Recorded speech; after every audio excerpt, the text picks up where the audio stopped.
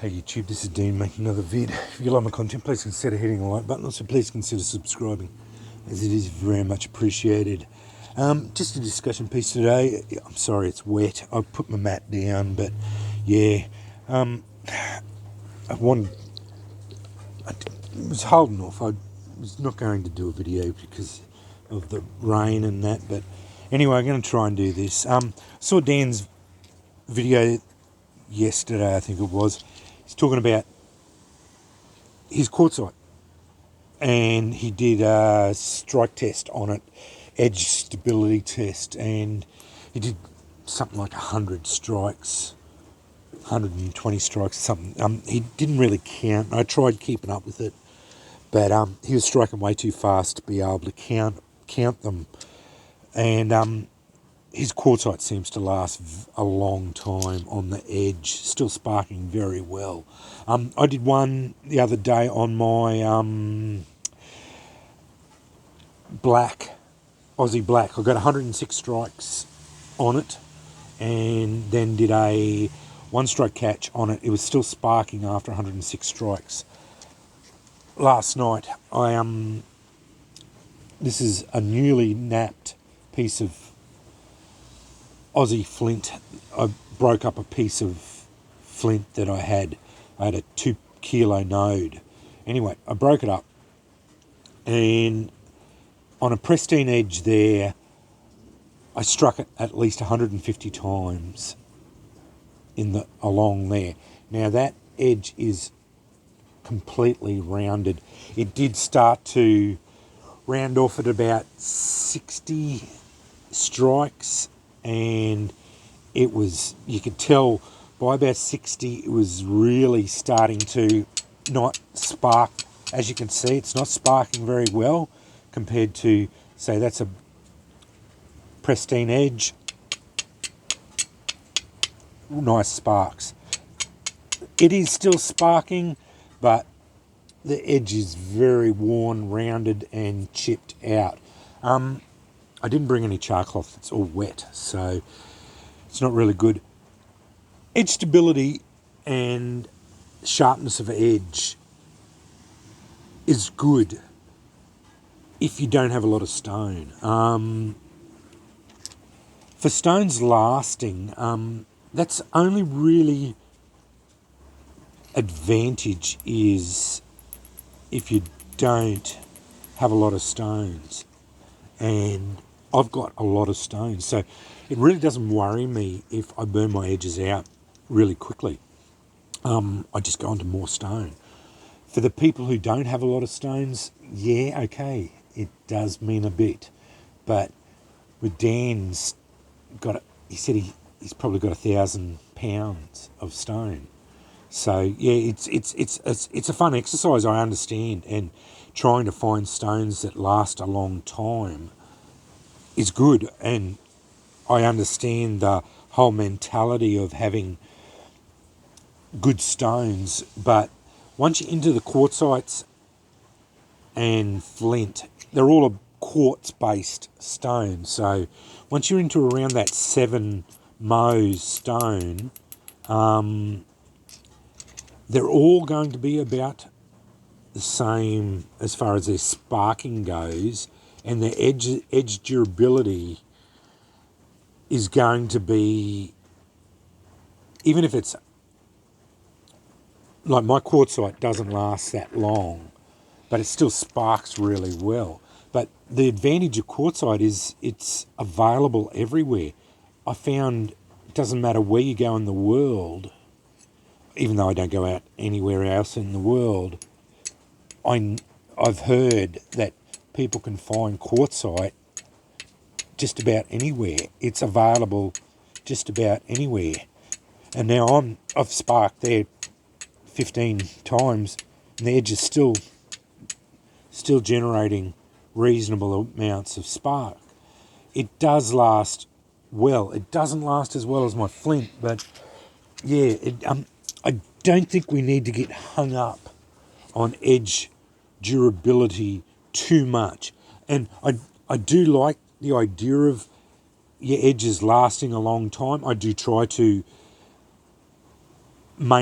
do my maintenance as far as don't strike too hard, just nice gentle strikes, just so you maintain your edge as best you can. Don't burn them out as quickly or anything like that.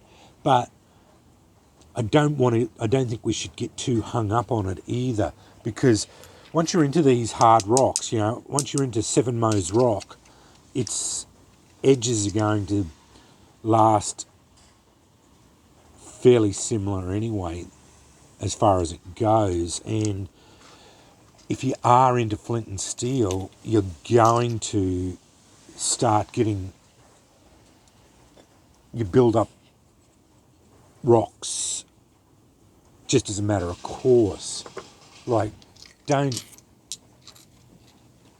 when I was at first starting into this, I only had a couple of rocks, and I was always having troubles because my edges burnt out and then I didn't have enough rocks. So that's why I quickly learned that having a lot of rocks on hand is the best option for you. And I think that's where you should be. If you're into flint and steel, try and get as many rocks as you can. Try and find them. And I have found that there are rocks all over the joint, especially quartzite. Quartz-based rock is everywhere. You just have to look for it.